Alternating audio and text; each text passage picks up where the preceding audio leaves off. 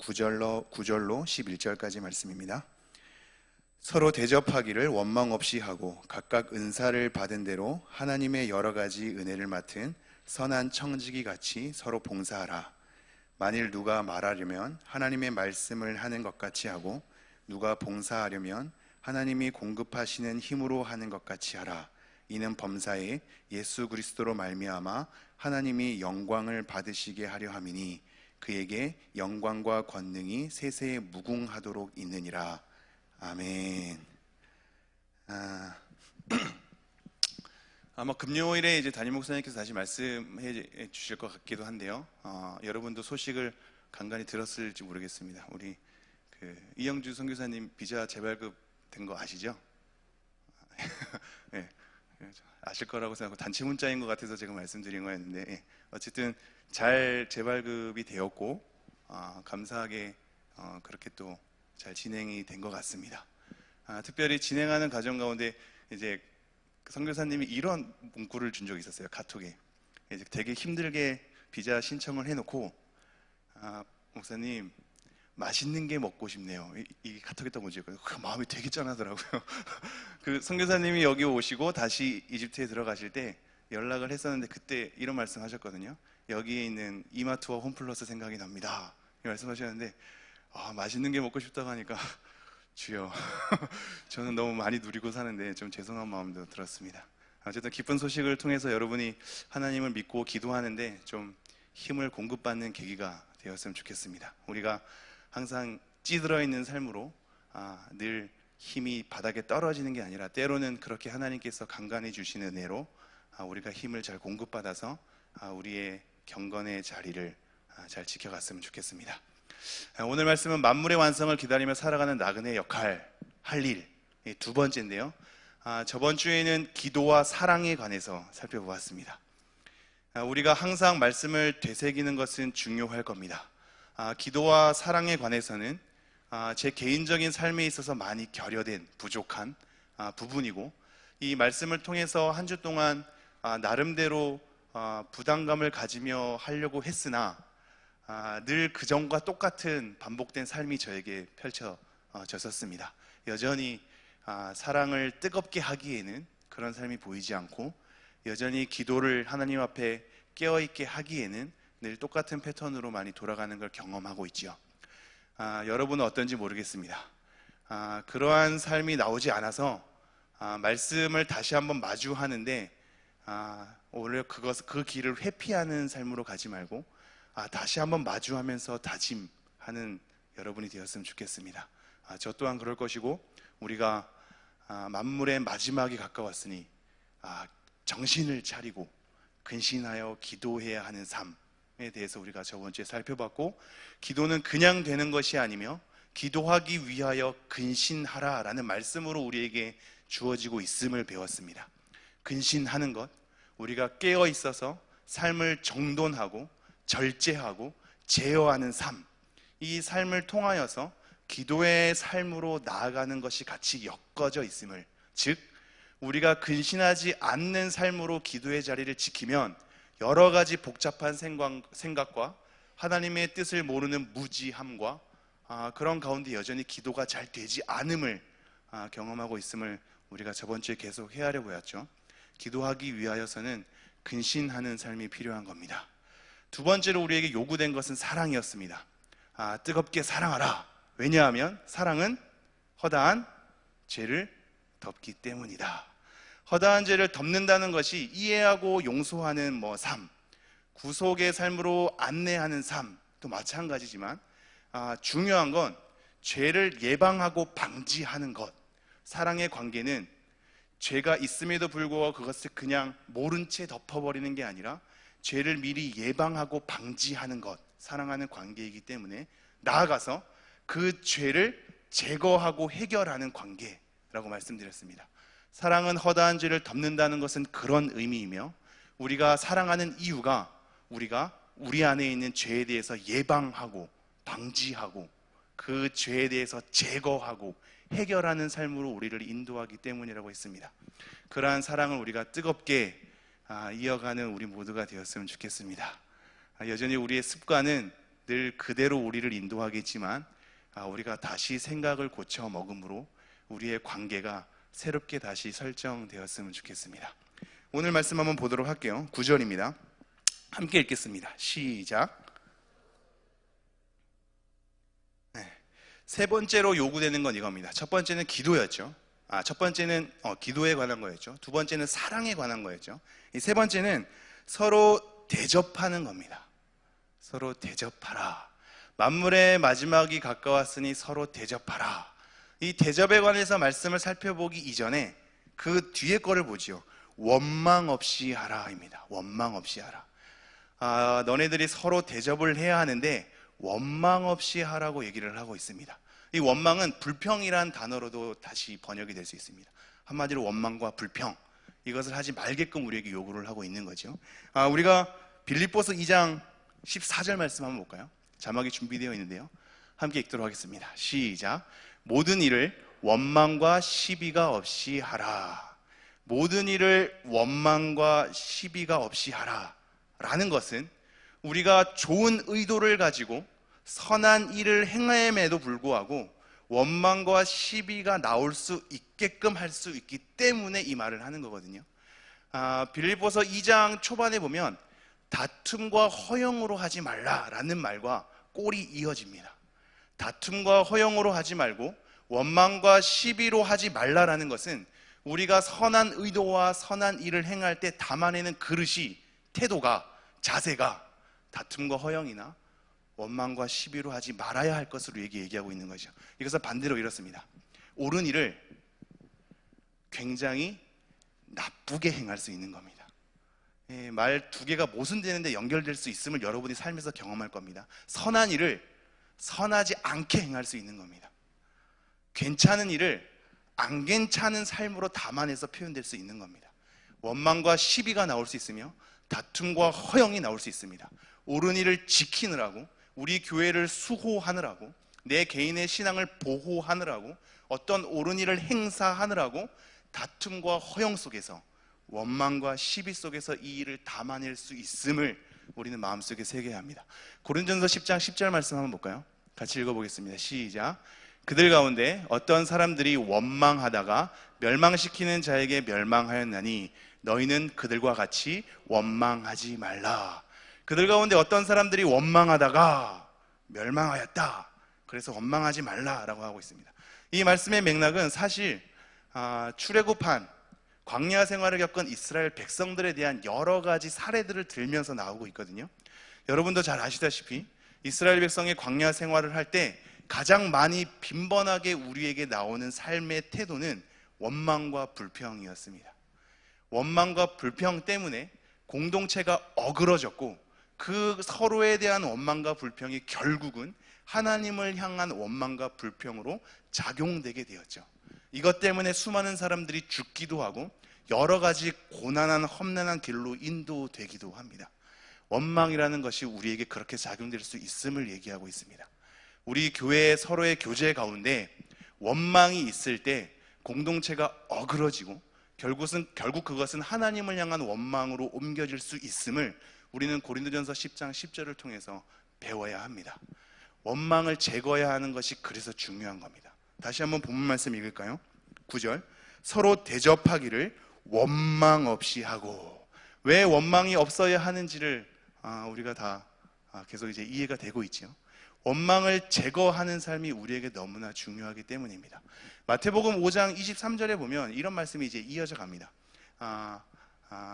너가 제단에 예물을 드리려다가 원망 들을 만한 일이 있는 줄 생각나거든 예물을 그 자리에 내려놓고 그 형제에게 가서 화해하고 와서 예물을 드리라. 이 말씀 잘 아시죠? 이게 결국은 원망에 대한 관계가 하나님과의 예배에 대한 관계로 나아갈 수 있음을 우리에게 얘기하고 있는 거거든요. 우리의 서로 간의 관계가 하나님과의 예배의 관계랑 엮여져 있음을 우리에게 얘기를 하고 있는 겁니다. 이 말은 이런 겁니다, 여러분. 여러분이 수요 예배를 왔고 금요 기도회를 오고 새벽 예배나 주일 예배를 오지요.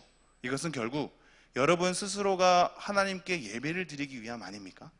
이것이 교회 안에서의 기능이 어떻게 발휘되냐면 하나님과 나와의 수직적 관계로만 집중이 됩니다. 내가 하나님께 예배 드리는 것으로 끝나는 거지요. 내가 잘 드렸으면, 내가 하나님께서 기뻐하는 방식으로 드렸으면 내가 주일 성수를 잘 한 거고 예배를 잘 드린 거로만 우리는 끝납니다. 그러나 성경에서는 교묘하게 다 엮고 있는데, 하나님을 사랑하는 것과 이웃을 사랑하는 것을 엮듯이, 십계명이 우리에게 그렇게 던져지듯이 하나님과의 예배가 나와 하나님과의 수직적 관계로만 설정이 되지 않고 우리의 서로의 관계까지 이어져 있다는 것을 계속적으로 요구합니다. 그래서 형제에게 원망 들을 만한 일이 있는 줄 생각나거든, 예배를 잠깐 중단하고 그 사람과 화해하고 나서 하나님께 예배 드리는 삶을 우리에게 요구를 하고 있는 겁니다. 우리 안에 원망이 제거되어야 하는 것이 이렇게 중요합니다. 원망은 나의 연약함과 악함으로부터 기인하기도 하고 상대방의 실수나 연약함과 악함으로부터 기인하기도 하죠. 이 원망이 키워져 가면 키워져 갈수록 우리 교회 공동체의 관계는 깨지기 십상이고 결국 교회가 하나님을 향한 원망으로 번질 수 있음을 우리는 경계해야 합니다. 다시 한번 9절, 서로 대접하기를 원망 없이 하고, 원망 없이 우리는 대접해야 합니다. 하실 수 있으시겠습니까? 우리 원망 없이 서로 대접하기를 힘쓰는 저희가 되었으면 좋겠습니다. 이제 대접한다는 걸 우리가 조금 살펴봐야 되는데요. 대접한다는 단어 자체는 원래 나그네를 사랑하는 것을 얘기합니다. 그러니까 사랑이란 단어와 나그네란 단어가 같이 붙어져 있는 단어입니다. 이게 재미나게도 감독에 대한 자격을 디모데전서 아마 3장 2절인데요. 우리 한번 볼까요? 자막 준비되어 있는데 제가 한번 읽어보겠습니다. 그러므로 감독은 책망할 것이 없으며 한 아내의 남편이 되며 절제하며 신중하며 단정하며, 그 다음 뭐죠? 나그네를 대접하며 가르치기를 잘하며. 다른 모든 말씀을 우리가 대가 인지해야 되지만 어쨌든 우리가 지금 중요하게 살펴볼 맥락이 나그네를 대접하여 라는 단어가 바로 이 단어입니다. 대접이란 단어에 나그네랑 사랑이랑 다 엮어져 있는 겁니다. 디도서 말씀에서도 똑같이 나옵니다. 감독에 대한 여러 가지가 나오거든요. 디도서 1장 8절 말씀, 7절 8절 제가 다 읽죠. 7절부터 읽겠습니다. 감독은 하나님의 청지기로서 책망할 것이 없고 제 고집대로 하지 아니하며 급히 분내지 아니하며 술을 즐기지 아니하며 구타하지 아니하며 더러운 이득을 탐하지 아니하며. 이것까지만 읽어도 좀 많이 찔리시죠? 제가 다음 또 읽어보겠습니다. 오직 나그네를 대접하며 선행을 좋아하며 신중하며 의로우며 거룩하며 절제하며. 여기서도 나그네를 대접한다는 단어가 나와 있습니다. 감독이라는 것, 장로라는 것, 한 교회의 지도자라는 것을 서게 될 때에는 그에 부합한 자격이 있어야 하는데 그 중에 하나가 나그네를 대접하는 것으로 우리에게 요구되고 있습니다. 다른 말씀을 보면 참 과부에 대해서, 젊은 과부가 아니라 나이가 든 여인들 중에 참 과부로서의 조건 중에 하나도 나그네를 대접하는 삶을 우리에게 요구를 하고 있습니다. 대접하는 삶이 우리에게 계속 요구되고 있는 겁니다. 이 대접은 물질적인 것만을 얘기하는 것이 아닐 겁니다. 정신적인 거라든지 관계적인 거라든지 다 얘기가 되겠죠. 왜냐하면 대접한다는 단어가 나그네를 사랑하는 것이기 때문입니다. 나그네를 사랑하는 것. 우리가 마태복음 7장 말씀에 7장 12절인데요. 한번 준비가 됐을 겁니다. 읽어보겠습니다. 시작.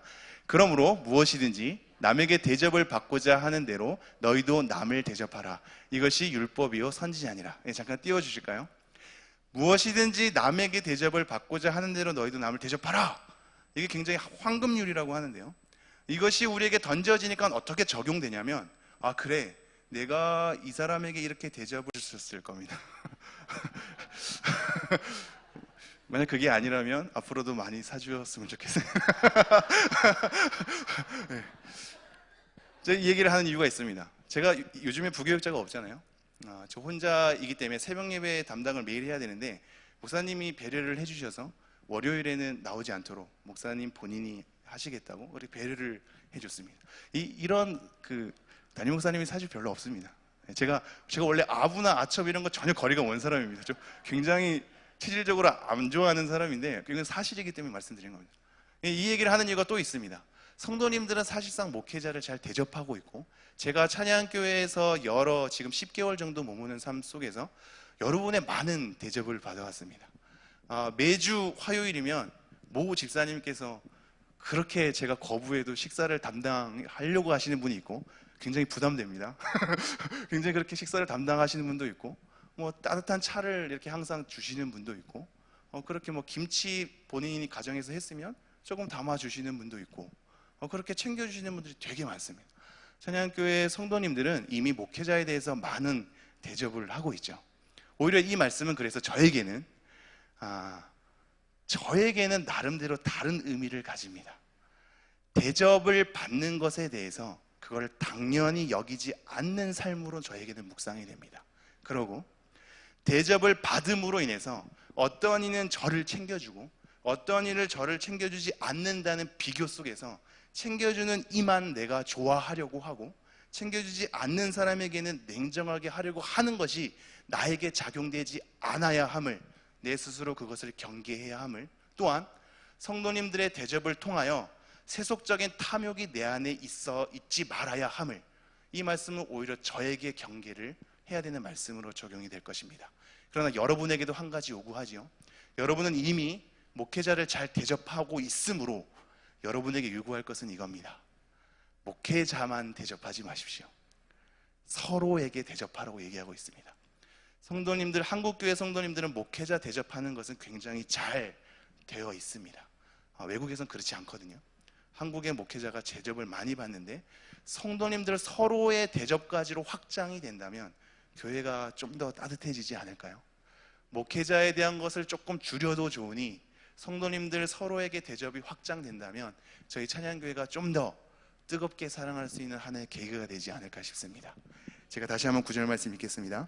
서로 대접하기를 원망 없이 하고, 10절 함께 읽도록 하겠습니다. 10절 시작.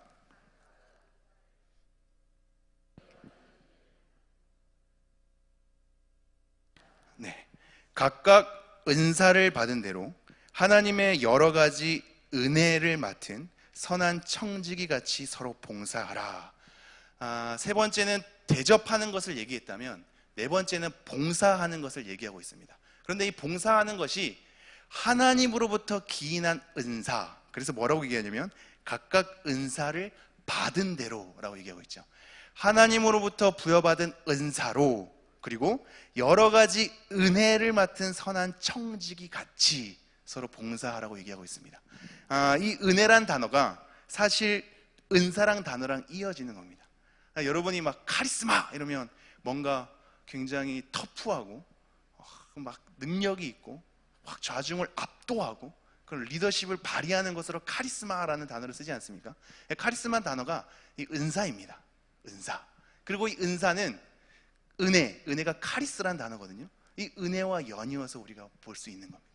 그러므로 은사가 하나님의 은혜로부터 우리에게 던져지는 선물임을 우리는 알아야 되고, 그러한 선물을 통해서 봉사하는 삶을 우리에게 요구하고 있고, 그 삶을 담아낼 때 우리의 정체성은 선한 청지기로 우리에게 요구를 하고 있습니다. 청지기는 집을 관리하는 사람입니다. 이게 다른 말씀으로는 맡은 자라고 얘기합니다. 맡은 자에게 구할 것은 충성이요라고 할 때 이 맡은 자가 바로 이 단어입니다. 우리에게 맡겨주신 거고 하나님의 집을 관리하는 사람으로, 그리고 그런 선한 청지기로 우리가 지금 서 있는 것입니다. 하나님의 선한 집을 관리하고 잠시 맡는 자로 하나님이 주신 은사를 따라, 그리고 하나님이 부유해 주신 은혜 속에서 우리가 서로 봉사할 것에 대해서 얘기를 하고 있습니다. 이것으로만 그치면 이 부분에 대해서 우리가 중요한 점을 하나 잃어버리는데요. 제가 은사에 관해서 그래서 한 8가지를 조금 정리를 해보았습니다. 이 은사를 받은 대로 우리가 봉사를 해야 되는데, 봉사하는 삶이 중요하다는 거 우리가 알고 있고, 이 봉사가 섬기다라는 단어로 또는 집사라는 단어로도 번역되어 있음을 우리가 이미 다 알고 있지 않습니까? 봉사의 삶이 우리에게 요구되고 있는데 각각 은사대로 봉사할 것에 대해서 얘기를 하고 있습니다. 이 은사에 대해서 우리가 생각해 볼 것이 꽤 많이 있습니다. 첫 번째로는 정말로 은사대로 봉사하셔야 합니다. 이게 무슨 얘기냐면요, 우리의 열정과 진심으로만 되는 것이 아니라는 겁니다. 은사가 없는데 내가 가진 진심과 열정으로 그 봉사를 하려니 남들이 괴로울 수 있는 겁니다. 여러분 가혹하게 들리겠지만 우선 첫 번째로 알아야 될 부분입니다. 교회가 은사대로 서로 봉사할 것을 요구한다는 건 굉장히 중요한 의미가 있습니다. 나 자신에 대해서 알아야 하고, 남에 대해서 알아야 하며, 내가 받은 은사에 대해서 알아야 하고, 이 은사를 통해서 남을 섬겨서 그 사람에게 유익이 될 것에 대해서도 알아야 하는 겁니다. 이게 서로 알아봄이 없으니 열정과 진심만으로 그 자리에 서나 남들은 괴로운 겁니다. 그러지 말아야겠지요. 은사대로 봉사해야 됩니다. 내가 가진 열정과 진심을 은사에 담아야 합니다. 두 번째는, 은사는 교회의 덕이 되고 남에게 유익이 되어야 합니다. 우리가 은사대로 봉사해야 할 이유가 우리가 진심과 열정만으로가 아니라 은사대로 봉사할 이유가 여기에 있습니다. 교회의 덕이 되어야 하기 때문입니다. 그리고 남에게 유익이 되어야 합니다. 내가 가진 열정과 진심 때문에 교회의 덕이 되지 않고 유익이 되지 않는다면 은사대로 봉사하는 것이 아니며 그 봉사는 서로에게 폐를 끼칠 수 있는 겁니다. 교회에게 덕이 되고 남에게 유익이 되는 것으로 그렇게 은사를 발휘해야 합니다. 그러므로 이 은사가 실력과 탁월함만으로 평가되지 않음을 여러분 염두에 두십시오. 계속 내용이 확장되는데 내용을 잘 따라오셔야 할 겁니다. 우리가 은사라고 하면 뭔가 잘하는 것으로 생각하거든요. 근데 잘하는 것, 전문성으로 성경에서 은사가 던져지고 있지 않습니다. 은사는 어떠한 그 사람의 능력치와 탁월함으로만 평가되는 것이 아닙니다. 잘해야지, 내가 뭔가 능숙해야지 남에게 유익이 될 수 있고 교회에게 덕이 될 수 있겠지요. 그것도 맞습니다. 잘하는 것이 은사와 연결되기도 합니다. 그러나 교회에서 발휘되는 은사는 탁월함과 능력만으로 되는 것이 아닙니다. 왜냐하면 그 은사는 교회 관계 속에 있기 때문입니다. 교회 관계 속에 있다는 것은 무슨 의미일까요? 내가 잘하는 것으로만 섰을 때 오히려 그것이 남을 공격하고 휘두르는 칼이 될 수 있는 겁니다. 내가 잘하는 것이 우리의 관계 속에서 유익이 되어야지, 잘하는 것만으로 특출나게 내비치게 될 때 어떠한 사람들을 더 초라하게 몰 수 있으며, 어떠한 사람에게는 위협이 될 수 있으며, 어떠한 사람에게는 그 자리에 전혀 서지 못하는 것으로 내모는 것이 될 수 있고, 그 사람에게 상처 주는 것으로 작용할 수도 있죠. 잘하는 것이란 바로 그런 겁니다. 잘하기 때문에 못하는 사람이 생기는 거고 그 사이에서 상처가 작용될 수 있는 겁니다. 그러므로 교회 안에서 은사는 탁월함과 능력만으로 평가되는 것이 아닙니다. 관계 속에서 그 사람에게 유익을 끼치느냐와 더불어서 작용됩니다. 그래서 더 나아가죠. 더 나아가 보죠. 그렇기 때문에 은사라는 것은 그 사람 됨과 연결되어 있습니다. 똑같은 잘하는 것이라 할지라도 그 사람의 개성에 따라 다르게 담아질 수 있는 겁니다. 이건 조금 예가 필요한데요. 제가 군대에 있었을 때 한 동기가 있었습니다. 그 동기가 찬양 인도를 하는 탁월함이나 찬양을 사람들에게 잘 인도하는 능숙함 이런 것이 전혀 없었습니다. 혼자 찬양을 하는데 신비하게도 그 친구가 찬양을 하면 마음이 뭔가 평안하고 잔잔해지고 하나님께 잘 집중이 되는 쪽으로 이렇게 찬양이 들리더라고요. 그게 너무 신기했습니다. 찬양의 은사를 가지고 있는 사람들은 여러 가지가 있을 수 있죠. 무조건 노래를 잘하거나 박자 음정을 잘 맞추는 것만으로 국한되지 않습니다. 그 사람의 신비한 요소와 같이 분리되지 않는 것으로 우리에게 다가옵니다. 찬양을 잘한다는 게 어떤 사람에게는 치유로, 어떤 사람에게는 평안으로, 어떤 사람에게는 예배함으로 각각 다르게 작용될 수 있는 겁니다. 그러므로 은사는 특출나게 잘하는 탁월함만으로 평가되는 것이 아닙니다. 그 사람의 됨됨이와 함께 교회 관계 속에서 서로에게 유익을 끼치고 교회가 덕이 끼치는 쪽으로 흘러가는 것이 성경에서 말하는 은사입니다.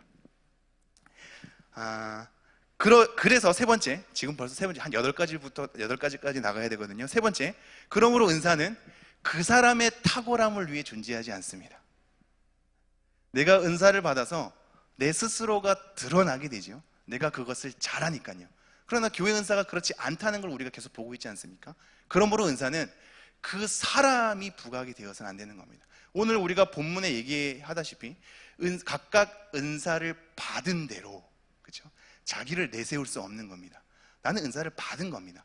물론 하나님이 주신 그 은사를 내가 잘 개발하고 훈련해서 잘 다듬어져 가는 나의 노력과 정성이 담겨져 있지요. 그것을 우리가 간과할 수는 없지만 결국 그 은사의 자리를 통하여서 나의 탁월함이 인정되고 칭찬받음을 통해서 내가 드러난다면 그것은 교회 안에 잘못된 은사의 작용이 되는 겁니다. 그것이 어떠한 은사든 내 스스로가 드러나는 것인지 아니면 남에게 유익을 끼쳐지며 교회에게 덕이 되는 것인지 여러분 한번 헤아려 보십시오. 네 번째는 그러므로 서로의 은사에 대한 존중이 있어야 합니다. 시기하고 질투하셔서는 안 됩니다. 이 은사의 자리 때문에 그리고 잘하고 못하는 것에 대한 비교 때문에 그리고 경쟁의식 때문에 우리 안에 공동체적 관계가 깨지는 것을 보게 됩니다. 그러나 하나님의 은사는 그렇게 작용하지 않음을 우리가 지금 계속 헤아려 보고 있습니다. 은사는 저 사람보다 내가 실력적인 면에서 뒤떨어진다 할지라도 나만이 갖고 있는 신앙과 나만이 갖고 있는 성량과 나만이 갖고 있는 사람됨 이 안에 담아져 내기 때문에 이 은사를 통해서 나만이 해결할 수 있는 영역이 있는 겁니다. 그 사람과 나의 실력적인 평가로 서로 잣대를 들이대고 그 사람에 대한 못함에 대해서 또는 나의 잘함에 대해서 비교해서 우월감을 가지거나 열등감을 가질 필요가 없는 겁니다. 하나님은 각각 모든 사람들에게 다르게 은사를 부여해 주셨으며 같은 역할을 하는 은사가 부여됐다 할지라도 그리고 실력적인 차이가 있다 할지라도 나의 성량과 나의 신앙과 나의 삶으로만 담아낼 수 있는 부분이 있기 때문에 똑같은 은사가 작용되고 실력이 차이가 난다고 해도 상관이 없습니다. 내가 받은 은사대로 교회의 유익을 위하여 덕을 위하여 내가 그것을 봉사하는 삶으로 섬기면 되는 것입니다. 다섯 번째로 은사의 섬김과 봉사가 위치와 권리로 제한돼서는 안 될 겁니다. 이게 무슨 얘기냐면요, 우리가 은사를 발휘하려고 하면 명분이 필요하고 위치가 필요하고 자리가 필요한 걸 보게 됩니다. 이런 거죠. 제가 쉽게 다가가겠습니다. 감히 집사 따위가 어디 권사님들 하는, 그죠? 감히 안수 집사가 장로님들의 영역에, 감히 청년이 이런 자리를, 감히 젊은 목회자가 이렇게, 뭔가 연령에 대해서, 위치에 대해서, 명분에 대해서 자꾸 은사를 제한해 버리죠. 성경으로 돌아가는 원칙을 다시 한번 헤아려 보죠. 은사대로 봉사하라는 거거든요. 장로가 된 다음에 그 은사를 발휘하라. 안수 집사나 권사가 된 다음에 그 은사를 발휘하라. 너가 지금은 그 위치가 아니야. 좀 위치가 되면 발휘해. 지금은 그 자리가 아니야. 이 자리가 되면 발휘해. 라고 요구하는 것이 성경 어디에도 없습니다. 은사대로 그것이 선한 방식과 남에게 유익이 되고 교회에게 덕이 되는 거라면 은사대로 섬겨야겠지요. 우리의 연령과 위치와 자리가 무슨 소용입니까? 하나님께서 그러한 은사를 제한해서 교회의 순기능이 없어지도록 직분을 부여했는지요? 그게 아니지 않습니까? 우리의 갖고 있는 이 은사가 그러한 위치나 명분을 통해서 제한되면 안 될 것입니다. 여섯 번째는 위치가 사람을 만든다는 말을 여러분이 잘 아실 겁니다. 그죠? 위치가 사람을 만든다. 이게 일정 부분 맞는 얘기이기도 하지만 이것은 관계를 기능으로 보는 겁니다. 우리가 그 위치에 되면 그 위치 속에서 해야 할 일이 있기 때문에 그 일을 한두 번 하다 보면, 반복되이 하다 보면 능숙해지죠. 능숙해지는 것을 통해서 그 위치에서 해야 할 역할에 대해서 어느 정도 잘 하는 것을 보게 됩니다. 그것 때문에 사람들이 보기에는 역시 위치가 사람을 만들어라는 평을 갖게 되죠. 그런데 이것은 굉장히 관계를 기능으로 보는 겁니다.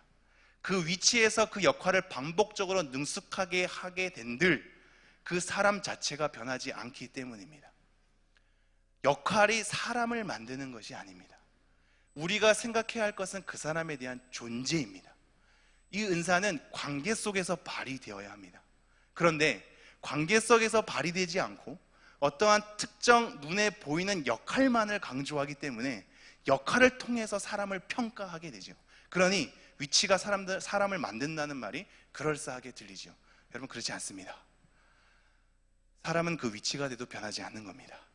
역할에 능숙함이 있을지언정 그 사람 자체가 변하지 않습니다. 제가 전도사가 되고 강도사가 되고 목사가 될 때 이 직함에 따라서 저에 대한 본질이 변했을 것 같은지요? 그렇지 않습니다. 그거는 딱 하나, 성도님들에 대한 대접이 달라졌다는 겁니다. 전도사가 되면 약간 얕게 보고, 강도사가 되면 조금 괜찮게 보고, 목사가 되면 조금 더 존중해 주지요. 성도님들의 그 삶은 물론 대접을 잘하기 위함이고, 또 연령이 낮고 경험이 부족한 어떤 연약함을 안고 가는 성도님들의 고충이 있음을 알고 있습니다. 그러나 제가 스스로 저는 증명할 수 있습니다.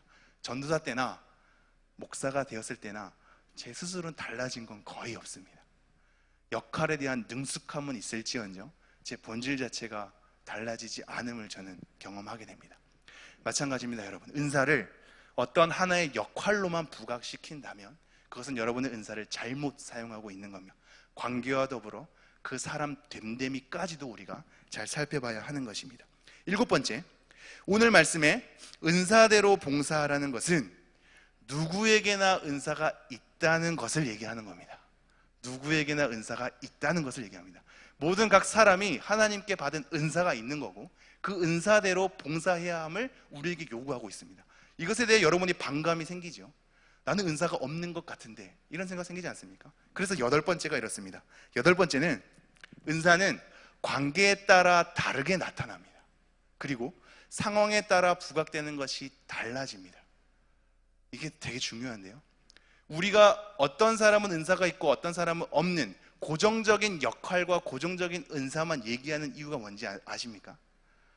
관계 속에서 은사가 부각되지 않기 때문입니다. 특정 구조와 상황이 늘 똑같기 때문에 그 특정 구조와 상황을 잘 연이어가는 역할을 감당하는 사람만 있으면 되는 거죠. 그러니까 늘 은사가 한두 개, 세네 개로 고정적으로 이것을 해야 하는 사람만 찾게 되고 이것을 요구하게 됩니다. 이것은 우리의 관계가 상실되고 어떠한 행사 위주의 임무가 부여되는 것으로 시스템이 흐르게 되고 구조가 규정될 때 은사는 제한적으로 우리에게 발견되는 겁니다. 하지만 관계의 폭이 넓어지고 관계의 여러 가지 상황을 다 담아내게 되면 우리에 대한 은사는 제각각 발휘되는 것을 우리가 경험하게 됩니다. 은사는 특별한 어떤 탁월한 역할이 아니기 때문입니다. 그 사람의 안아줌, 말을 하지 않아도 신뢰됨, 저 사람만 봐도 마음이 따뜻해짐, 저 사람이 애쓰는 사생활을 볼 때 내 안에 도전이 됨, 이런 모든 것이 나만이 갖고 있고 내 삶으로만 담아낼 수 있는 나의 은사로 작용될 수 있는 겁니다. 그러므로 관계가 확장이 되고 우리의 삶이 더 복잡하게 얽히고 우리의 삶이 더 복잡하게 점검이 되고 우리의 상황이 여러 가지로 펼쳐지면 여러분이 각각 받은 은사대로 여러분이 다 발휘가 될 수 있습니다. 우리가 그것을 못 발견하는 것은 관계가 제한적이고 상황이 제한적이기 때문입니다. 자, 이런 8가지를 살펴봤는데 여러분이 다 헤아리겠지만 나중에 혹시 또 기회가 되면 이 은사에 대해서 언급하도록 하죠. 이것과 연이어서 하나 더 덧붙이겠습니다. 우리가 지금 각 기관에서 임원진들을 새로 뽑았을 텐데요. 이것과 관련해서 그래서 말씀드립니다. 전에 있던 임원들이 해야 된 역할을 그 다음에 임원들이 복사해가지고 할 이유는 없습니다. 은사대로 봉사하면 되는 거기 때문입니다. 그분들이 한 거를 그분들이 잘하고 선호해서 했던 것들을 내가 회장이 됐기 때문에 전 회장이 했던 것 그대로, 전 부회장이 이걸 했기 때문에 내가 부회장이었으면서 그대로 라고 우리에게 성경이 요구하고 있지 않습니다. 그 사람은 그 사람에게 맞게 은사로 봉사하고 나는 나에게 맞게 나의 은사로 봉사하면 되는 겁니다. 그 사람이 물질적으로 풍요할 때 물질적인 도움을 줄 수 있겠죠. 그렇다고 내가 회장 되어서 그런 물질적 부담감을 다 안고 갈 필요가 없으십니다. 내가 상황이 안 되면 내가 가지고 있는 은사로 다르게 섬기면 되는 것입니다. 우리에게 부여된 역할과 은사가 고정적으로 우리에게 강요로 부여되지 않음을 명심하십시오. 성경에서 요구하는 것은 은사대로 봉사하라입니다. 각각 하나님께 받은 은사대로 우리의 역할을 수행해 나가면 우리의 공동체가 좀 더 유연해지고 좀 더 건강해지는 것입니다. 제가 다시 한번 10절 읽죠. 각각 은사를 받은 대로 하나님의 여러 가지 은혜를 맡은 선한 청지기 같이 서로 봉사하라. 마지막 11절 말씀 함께 읽겠습니다. 시작.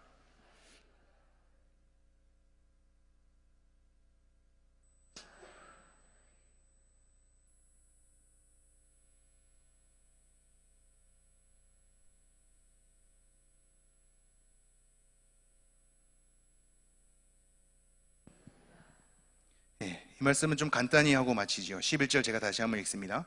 만일 누가 말하려면 하나님의 말씀을 하는 것 같이 하고, 누가 봉사하려면 하나님이 공급하시는 힘으로 하는 것 같이 하라. 이는 범사에 예수 그리스도로 말미암아 하나님이 영광을 받으시게 하려 함이니 그에게 영광과 권능이 세세에 무궁하도록 있느니라. 아멘. 누가 말하려면, 누가 봉사하려면, 봉사가 꼭 말과 반대되는 것은 아니지만 말로써 행하는 삶과 봉사가 몸으로써 행하는 삶, 말로써 매개돼서 우리가 엮여지는 삶과 몸으로써 매개가 되어 엮여지는 삶, 두 가지를 다 얘기하고 있는데, 이것에 대한 초점은 기원과 내용과 태도가 다 하나님과 관련돼서 우리에게 요구되고 있다는 겁니다. 우리가 전에 네 번째 요구된 게 아까 10절에 보면 각각 은사를 받은 대로 봉사하라고 했는데, 이것을 뭐라고 얘기하냐면 하나님의 선한 청지기 가치거든요. 하나님의 기원이 하나님께 있으며 하나님을 위해서 하나님을 닮아가는 꼴로, 오늘 특송한 것처럼 하나님의 발자취를 따라, 마찬가지입니다. 11절도 누가 말하려면 하나님의 말씀을 하는 것 같이, 즉 하나님께서 성경에서 요구한 대로 하나님에 대한 기원을 가지고 하나님께서 요구하시는 이 말씀의 내용으로 그 지체에게 말을 하는 거죠. 누가 말하려면 하나님의 말씀을 하는 것 같이 하고, 누가 봉사하려면 하나님이 공급하시는 힘으로 하는 것 같이 하라. 우리가 드러나지 않아야 될 이유, 우리가 봉사하는 삶은 하나님이 공급하시는 힘으로 해야 하기 때문입니다. 나에 대한 열심과 열정이 우리 교회를 삼키지 않도록 해야 하는 것은 하나님이 공급해 주시는 힘으로 해야만 가능합니다. 하나님 앞서 가지 않고, 하나님과 딴 길로 가지 않고, 하나님의 기원을 따라, 하나님이 부여해 주시는 말씀의 지침을 따라 그 요구대로 말씀의 내용을 담아서 내가 봉사해야 하나님께서 공급해 주시는 힘으로 행하는 봉사일 겁니다.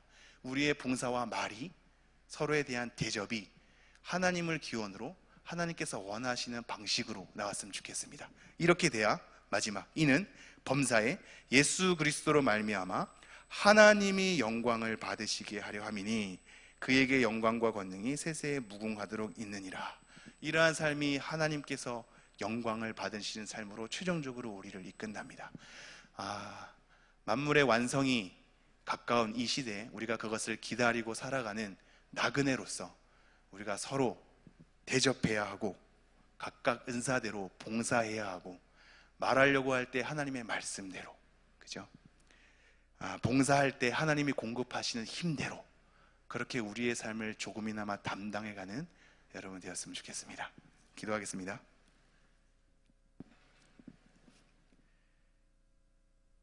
하나님, 오늘도 베드로전서 말씀 계속 살펴보았습니다. 하나님,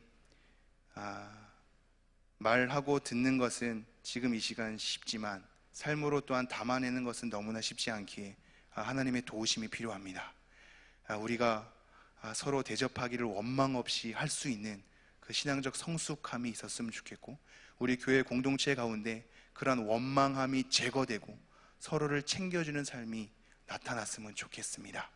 하나님, 또한 우리가 봉사를 하게 될 때 정말 하나님께서 원하시는 방식대로 각각 부여받은 은사대로 봉사하는 삶이 되게 하여 주시고, 하나님께서 공급하시는 힘대로 봉사하게 하여 주시고, 우리가 여러 가지 말을 할 때 그 말을 통하여서 정말 하나님께서 말씀하시는 대로 그 내용을 우리의 말에 담아 표현할 수 있는 우리 모두가 될 수 있도록 은혜를 허락하여 주시옵소서.